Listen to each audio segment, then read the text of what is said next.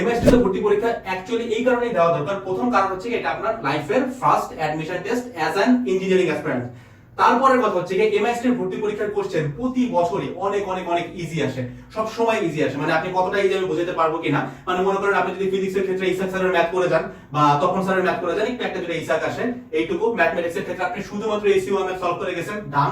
কেমিস্ট্রির ক্ষেত্রে শুধুমাত্র হাজারের কাছে পড়ে গেছেন, আপনি টেস্ট পেপারও করেন নাই, আপনি কোশ্চেন ব্যাংকও করেন নাই। তারপরেও বলা যায় যে আপনার 20টার মধ্যে মোটামুটি 17 থেকে 18টা কোশ্চেন একদম কমন চলে আসবে।